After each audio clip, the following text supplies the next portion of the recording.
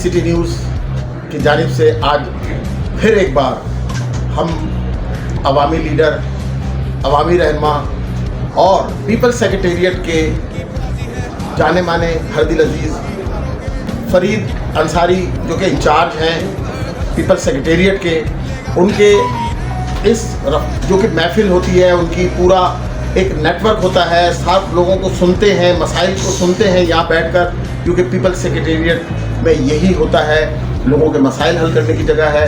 और यहाँ पर बैठकर वो हमारे लिए हमारी रिक्वेस्ट पर इंटरव्यू देते हैं। और आज हम फिर आए हैं कुछ ज़रूरी बातें करने, कुछ मीडिया के हवाले से, और कुछ हमारे दीगर साथी अगर हम ऑनलाइन लेंगे तो शायद वो भी हम ऑनलाइन इनकी रिकॉर्डिंग लेंगे। कुछ सवाल हैं, कुछ जाहिर है ऐसा पीपल्स पार्टी के बारे में है, इनकी खिदमत के बारे में है, इनके आने वाले जो भी आगे जहाँ काम हो रहे हैं उसके हवाले से। तो मैं अब फरीद साहब से गुजारिश करता हूँ कि आप अपनी जो भरपूर अंदाज़ है उसी अंदाज़ को जारी रखते हुए, हमारे 2 इंटरव्यू में आप आ चुके हैं, बड़े पगीराई मिली है उनको, तो हम फिर आए हैं आपका आज एक ख़ास मौके पे जो कि नजीब शहीद का मौका है। यहाँ पे काफ़ी लोग आए हुए थे, पूरा दिन तकरीब चली है, तो उस सिलसिले में भी आप दो लफ्ज़ हर चीज़ का रोशनी डालेंगे तो ये इंटरव्यू बहुत यादगार हो जाएगा। बहुत शुक्रिया भाई मेरे आपका, आप आए, आपने हमारे शहीद को उसी तरह याद रखा, और मीडिया के तमाम दोस्तों का आपके ज़रिए कि आप लोग याद रखते हो हमारे इवेंट्स को, शहीद जुल्फ़िकार अली भुट्टो को याद रखते हो। एक अहम का नाम था जब कराची में हमने अपनी जद्दोजहद का हक अदा किया और अपनी कौमियत का जिक्र कर दी थी महाजिर। तो महाजिर कौमी मूवमेंट का तो खैर नासिर मेरा पड़ोसी था हैदराबाद में, आज से 35-40 साल जब यही खान की हुकूमत जेल में जब आया तो उसे एनकम नहीं थी। तो हमारा इख्तलाफ इनसे ये था कि कौमों की शनाख्त के लिए 3 चीज़ें चाहिए होती हैं, ज़बान जो वो बोलता हो, ज़मीन जहाँ वो कौम रहती हो, और कल्चर, सकाफत। मतलब हमारे पंजाब में धोती लांगड़ा है ना, हमारे सकाफत है, सिंध में अजरक, बलूचिस्तान में मतलब हर लिहाज से जो भी कौमें हैं उनकी एक शनाख्त है, एक ज़मीन है, एक ज़बान है। तो हमारे पास महाजिरों के पास तो कोई ना ज़मीन थी, मेहरबानी उन सिंधी भाइयों की। जब हम आए यहाँ 47 में, हम तो खैर यहीं की पैदाइश है, लेकिन हमारे बुजुर्गों ने देखा कि किस तरह खुदादार कॉलोनी, किस तरह PIB कॉलोनी आज जो कि अक्सर महाजिरों की, वो महाजिर कौम या उर्दू बोलने वाले रहते, उन्होंने अपनी जगहें दी, उन्होंने अपने, आपको पता पुराने ज़माने में राशन को इकट्ठे करते थे, फिर वो पूरे महीने या साल चलाते थे, अपनी राशन में से खाना पका के दिया। अब ये तो यही बात हो गई कि एक तरह के बाद घर नहीं था, मेरी बीवी ने देखा कि यार बच्ची बाहर खड़ी है, पता नहीं कहाँ से आई है, जाके पूछा उसने कहा मेरे घर में कोई भी बच्चा बताए माँ बाप ने निकाल लिया, कोई झगड़ा हो गया या शौहर ने निकाल लिया। घर थी जो घर से निकाली गई थी और मेरे घर के सामने खड़ी थी, मेरी बीवी ने देखा, उसको रहम आया और उसने कहा बेटी अंदर आ जाओ, हम पर रहम किया था। ये PIB कॉलोनी या ये खुदादर कॉलोनी, ऐसे बहुत सी कॉलोनी है जिसकी मिसाल है कि ये हमारी नहीं थी। अब अजान भी हो गए तो मेरी बात की गवाही तो अल्लाह ने भी दी।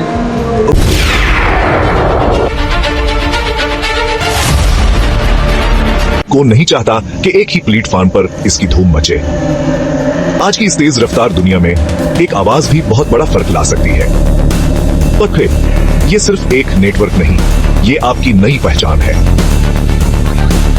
दूसरे क्रिएटर्स से जुड़े, अपनी आवाज को ऊंचा करें और वो तवज्जो हासिल करें जिसके आप हकदार हैं YouTube और WhatsApp पर। हाँ, आगे बढ़ें, अपना ऑफिशियल मीडिया बीज हासिल करें और एक ऐसी मजबूत कम्युनिटी का हिस्सा बने जो आपको सराहती है। यूनाइटेड मीडिया नेटवर्क, ये आपका नया दौर है। आज ही शामिल हों। फरीद साहब, आपका इतना मतलब आज के इस नजीब शहीद के इस एक ताज़ियती प्रोग्राम में इतनी शोहरत हुई है इस बात की कि हमारे कुछ बैनुल अक़वामी जो कि इंटरव्यू कंडक्ट करते रहे हैं, बैनुल अक़वामी मीडिया पर वो अपना एक ऐसे प्रोग्राम में शामिल होते रहते रहे जहाँ उनसे इनपुट ली जाती है। इसी तरह सहाफ़ी हैं, कॉलम निगार हैं, मास कम्युनिकेशन से पढ़े हुए हैं, नौजवान हैं, बेहतरीन मुकर्रिर हैं। तो मैं दावत दूंगा खिज़र अहमद जो कि ज़रा आप अपना सवाल दोहराइएगा खिज़र, ताकि फरीद साहब उसका भरपूर जवाब दे सकें। जी, आपकी आवाज़ आप कीजिए प्लीज़। अस्सलाम वालेकुम फरीद अंसारी भाई, आप माशाल्लाह बुनियादी कारकुनान में से हैं पाकिस्तान पीपल्स पार्टी के। तो मैं आपसे ये सवाल करना चाहूँगा कि शहीद जुल्फ़िकार अली भुट्टो साहब के गिरां कदर खिदमात हैं मुल्क के मुमलिकत खुदादात के लिए, जो किसी से पोशीदा नहीं है, और उन्होंने पूरी कौम को यकजा किया, तुलबा, बुकला, किसान, हर शोबा ज़िंदगी से लोगों को यकजा किया और पाकिस्तान पीपल्स पार्टी की बुनियाद डाली, और इस पाकिस्तान पीपल्स पार्टी को इत्तेहाद और यगानत का एक सिंबल बनाया। अब उसके बाद इसी तसलसल को कायम रखते हुए मोहतरमा शहीद रानी बेनज़ीर भुट्टो साहिबा ने भी उन्हीं के नक्शे कदम पे चलते हुए पार्टी को मुत्तहिद भी रखा और मुनज़्ज़म भी किया, और सख्त किस्म के हालात का सामना भी किया, लेकिन पार्टी को मुनज़्ज़म करके एक मुल्की सतह पर इसको बेहतरीन तरीन पार्टी के तौर पर उजागर किया, और उनके भी कारहाय नुमाया दुनिया से पोशीदा नहीं है। लेकिन अब इस अहद हाजिर में हम ये देखते हैं कि सोशल मीडिया पे बहुत सारी खबरें ऐसी जीनत बनती हैं, और हमारे गिरदो नवा से ये इतलात हमें आती हैं कि पाकिस्तान पीपल्स पार्टी की मौजूदा जो सूरत हाल है उसमें मुख्तलिफ जो है वो धड़े बंदी वजूद अमल में आ चुकी है। जैसे खलील होत ग्रुप साहब का सदर डिस्ट्रिक्ट साउथ, उनका ग्रुप अलग है, सईद गनी साहब का ग्रुप अलग है, मेयर कराची साहब का ग्रुप अलग है, कासिम बलोच साहब का ग्रुप अलग है, या वकार मेहदी साहब का ग्रुप अलग है, या नजमी आलम साहब का ग्रुप अलग है। तो इस बारे में आप अपनी क्या राय या मौक़िफ़ रखते हैं? क्या पाकिस्तान पीपल्स पार्टी का वजूद इत्तेहाद ख़त्म कर चुका है, क्या धड़े बंदी का शिकार हो चुका है? इस बारे में आपकी क्या राय होगी? भाई बहुत बहुत मेहरबानी, आपका शुक्रिया कि आप भुट्टो साहब से शुरू हुए और डिस्ट्रिक्ट साउथ में आ गए। तो मैं तो नहीं समझता कि आज का दिन ये है कि मैं कोई इस तरह की पार्टी की बातें करूं। पाकिस्तान पीपल्स पार्टी में कोई ग्रुप नहीं है। दोस्तियाँ हो सकती हैं, मेरी दोस्तियाँ हो सकती हैं, आपकी हो सकती हैं, मगर हमारे यहाँ कोई ग्रुप नहीं है। हमारे यहाँ का ग्रुप है तो एक ग्रुप है, वो है जुल्फ़िकार अली भुट्टो ग्रुप। यहाँ तक कि आपने देखा माजी में उनके खून को भी सामने लाया गया, मुर्दा शहीद को भी सामने लाने की कोशिश की गई, लेकिन पीपल्स पार्टी में कोई ग्रुप नहीं बना। खलील तो हमारा भाई है, ये जो आपने नाम लिया शहीद गनी, ये तो कराची की शादी कर रहे, मैं पाकिस्तान की शादी कर रहा हूँ, और पाकिस्तान पीपल्स पार्टी पाकिस्तान की है, कराची के या डिस्ट्रिक्ट साउथ की नहीं है। मैं बड़ी जिम्मेदारी से कह रहा हूँ कि पाकिस्तान पीपल्स पार्टी में कोई ग्रुप और ना ग्रुप था। हमारी अभी कोशिश की गई, जैसे अभी आजकल आप देख रहे हैं फला पाकिस्तान, फला हिंदुस्तान, फला अफगानिस्तान, फला फला नामों से, फला मैं नाम नहीं दूँगा, ना उनको अहमियत दूँगा, लेकिन हमारे यहाँ कोई नहीं है। हमारी कोशिश हुई, Peoples Party Jatoi group, Peoples Party Mumtaz Ali Bhutto group, Peoples Party Ghulam Mustafa Khar group, Peoples party मौलाना कौसर नियाज़ी ग्रुप, लेकिन पाकिस्तान के गरीब लोगों ने इन सारे ग्रुपों की नमाज पढ़ा दी। अब तो उनका बरसी और तीजा वगैरह पता नहीं, तो हमारे कोई ग्रुप नहीं है। जहाँ तक जुल्फ़िकार अली भुट्टो को चालू गए, हम और आप जो मुझसे सवाल कर रहे हैं मेरे भाई, आज आपको फ़ख्र होना चाहिए कि आज की जो पाकिस्तान की जो फॉरेन पॉलिसी है, जिस तरह हमने कोशिश करके एक बहुत बड़ी मुसीबत को, और अभी टली नहीं है, अभी कोशिश कर रहे कि ये जंग रुक जाए। और मेरे नज़र में भाई चाहे इंसान ईरानी मरे, अमेरिकन मरे, इजरायली मरे, लबनानी मरे, मरता तो इंसान है। और मेरे खुदा ने पहले आदम बनाया, मेरे खुदा ने पहले आदम बनाया, नबी बाद में बनाया। तो मेरे नज़र में मेरे खुदा ने इंसानियत को लाया, मेरे खुदा ने इंसानियत का वजूद लाया। तो भाई इसे इंसान साहब कोई भी मरे, मेरे लिए उसकी माँ का गम भी उठना है जितना अमेरिका की कोई बेटा मर जाए या ईरान का। तो मैं ये चाहता हूँ कि ये जंग ख़त्म हो। मेरे फील्ड मार्शल भी चाहता है, मेरा वज़ीर आज़म भी चाहता है, मेरी पार्टी भी चाहती है। हमारा ऑनलाइन है पीपल्स पार्टी, बिलावल भुट्टो साहब और आसिफ जरदारी साहब, और इंशाल्लाह हमारी कोशिश अगर नियत से है तो अल्लाह मदद करेगा। और हम अगर किसी मफाद के कि जी हमारे कर्जे माफ़ कर देना, ये IMF को कह रहा तो दो तीन चार महीने हमको माफ़ी दे दो, नहीं, हम इंसानियत बचाना चाहते हैं, इंसानियत का खून रोकना चाहते हैं। और एक आप ही के कहने के ज़रिए अगर जुल्फ़िकार भुट्टो 1974 में जो इस्लामिक समिट किया था, वो चाह रहा था एक इस्लामी दुनिया बनाना। इस्लामी दुनिया का मतलब अब यूनाइटेड स्टेट ऑफ अमेरिका को एक मुल्क नहीं है, मुख्तलिफ स्टेटों का एक रियासत है, जिसमें वाशिंगटन भी है, वो शिकागो भी है, और जितने 52 जो इनके स्टेट है, ऐसे ही एक इत्तेहाद जुल्फ़िकार भुट्टो चाहता था कि जितने हमारे इस्लामी मुल्क हैं, लीबिया, शाम, Qatar, Indonesia, Malaysia, Pakistan, Afghanistan, Iran, Iraq, ये अगर एक एक सूबा होता तो 52 से ज़्यादा होता, 52 से ज़्यादा होता।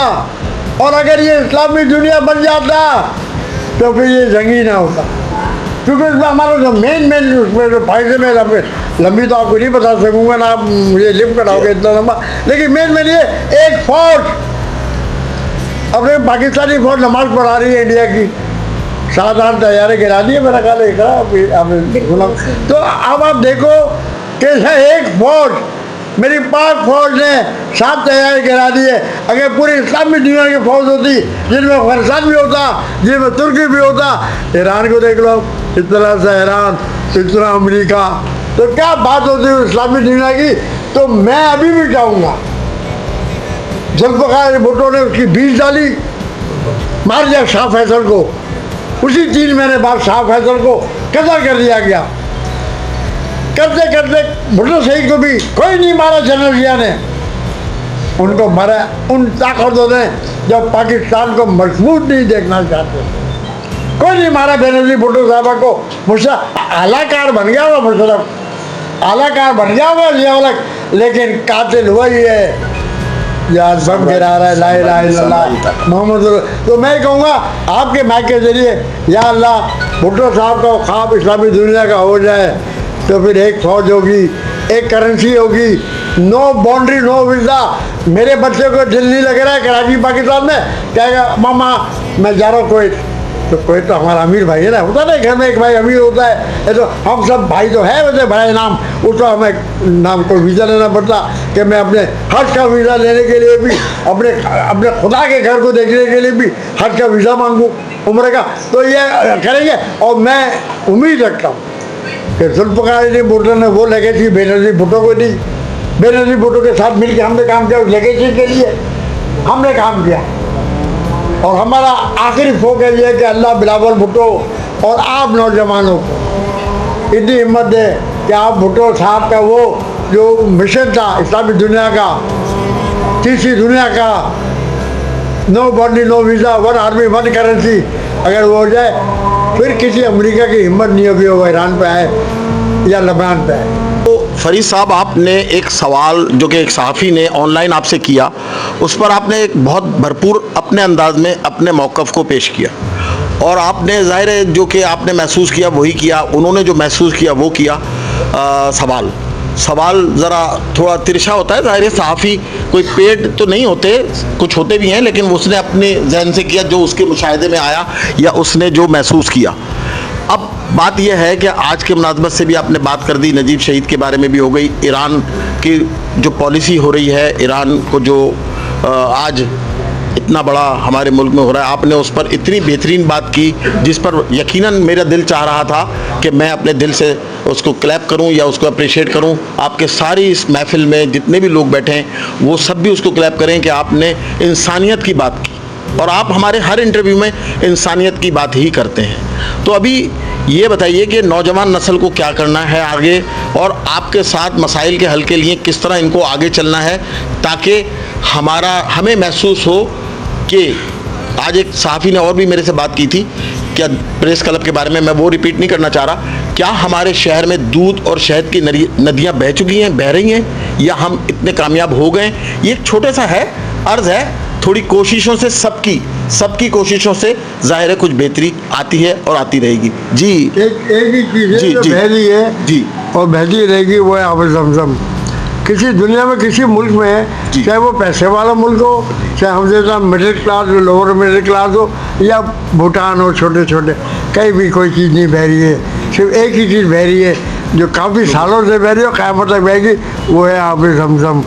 ना दूध लाएगा, दूध वाले को बोलेगा दारो दूध खत्म हो जाएगा, नहर रहेगी। तो मेरा ख्याल है कि कोई दूध देने, हम अपने किरदार से, हमने ऐसे, फिर मैं कहूँगा अपनी पार्टी की चमचागिरी कर रहा है।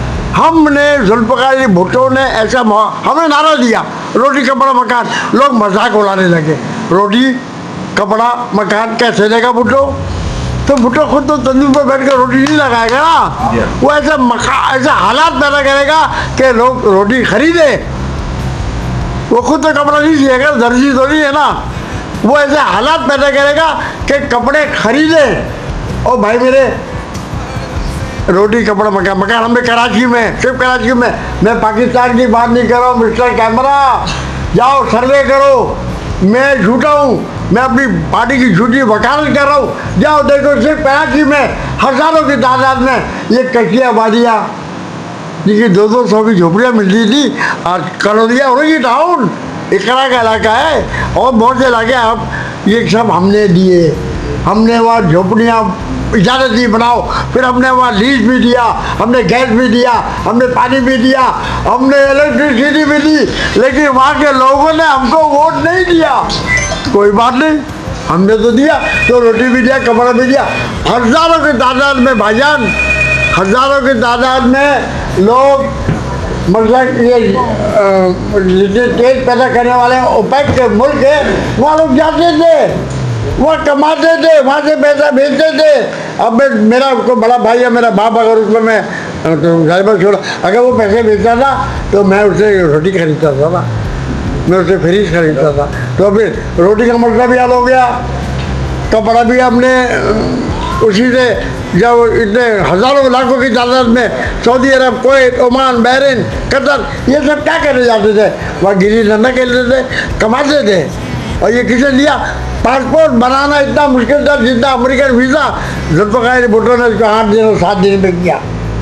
और हम पासपोर्ट बनाते थे, खत सऊदी अरब, खत कुवैत, तो ये नजर नहीं आता है हमारे भाई को। हमने दिया, रोटी कपड़ा मकान दिया, भुट्टो साहब ने कच्ची आबादियाँ दी। मैं कराची की बात करता हूँ, आए आपका मीडिया अपना कैमरा लेके, मैं बताऊंगा ये कौशल नियाज़ी कॉलोनी किसे बनाया, ये पीपल्स कॉलोनी किसे बनाया, ये नुसरत भुट्टो कॉलोनी किसे बनाया।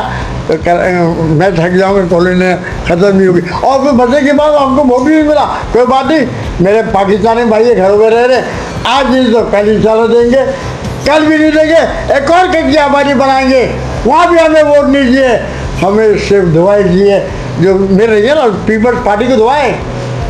हम कहते जिए भुट्टो, लोग कहते कैसे भुट्टो जिंदा रहेगा, जिंदा है ना, क़यामत तक जिंदा रहेगा। हम कहते हैं ना कि जब तक सूरज चांद रहेगा भुट्टो तेरा नाम रहेगा, कैसे रहेगा? सूरज चांद तो क़यामत तक रहेगा, तो फिर चारे पर आएगा, आप आते जाओ, थक जाओगे, क़यामत तक जितने भी चारे पर आएंगे भुट्टो ख़त्म नहीं होगा, क़यामत तक। जी फरीद साहब, ये है कि अब मैं चाह रहा हूँ कि दिल तो चाह रहा है कि पूरी रात ही आपसे बातें सुनती रहें, ऐसा कि मतलब पूरी तारीख ही कर लेंगे एक दिन। मैं उसका भी मैं आपसे वादा करके जा रहा हूँ सबके सामने कि हम एक दिन ऐसा प्रोग्राम करेंगे। हम एक दिन प्रोग्राम हमने अनुमान रखा हुआ है, एक दिन उनके साथ। वो तो मैं सिर्फ फरीद साहब की बातें इतनी दिलचस्प, मालूमाती और बेहतरीन रही हैं कि उसको ख़त्म करने को तो दिल नहीं चाहता, लेकिन मैं इनसे सिर्फ ये कर रहा हूँ कि मुख्तसर सा एक पैगाम दे दीजिए, और एक पैगाम नौजवानों के लिए, तंजीमी साथियों के लिए, यूनिटी, बाहमी यकजहती का, और भुट्टोइज़म के जो नारा था उसका एक पैगाम फरीद साहब आपकी जानिब से तमाम जो लोग सुन रहे हैं, बैठे हुए हैं, काफ़ी लोग बैठे हुए हैं, पैगाम बिल्कुल पैगाम मोहब्बत है। पीपल्स पार्टी में हम नहीं देखते कोई पंजाबी है, सिंधी है, बलोच है, हमारी एक पार्टी है, हमारी एक ज़बान है, हमारी कोई शिया सुन्नी है वो नहीं है, हमारे कोई हिंदू ईसाई नहीं है, हम सब भाई हैं, इंसान हैं। तो मैं नौजवान कहूँगा जितनी खिदमत करो। हमने आज अगर 2 पैसे की इज्जत कमाई है ना अपने अमल से, मेहनत करके। लोगों ने दुनिया में आज़ादी के लिए तो जेलें काटी, आज़ादी के लिए तो फांसी के बन्ने पर चढ़े, लेकिन हम सिर्फ जमहूरियत के लिए कोड़े खाए, फांसी पर चढ़े। तो अपना मजबूत करो हौसले और बिलावल का साथ दो। नौजवान लीडर है, या 80 साल के बंदे भी कहते हैं नौजवान के लीडर है, वो बेचारे जेल में कहीं रोल रहा है, लेकिन अल्लाह उसके पे आसानी करे। नौजवान का साथ दो, पाकिस्तान को मजबूत करो, और पाकिस्तान मजबूत होगा तो तुम मजबूत होगे, वरना अल्लाह देख रहा है। और इस सारा पीपल्स पार्टी के कारकुन, हमें हमारी 3 नस्लें हैं हमारे क़यादत में, भुट्टो, बेनज़ीर और बिलावल, 3 नस्लें तो हमारे कायद ने दिया। तो हम सब भी अपने 3 नस्लें पार्टी को देंगे, तो इंशाल्लाह जिए भुट्टो, जिए पाकिस्तान होगा।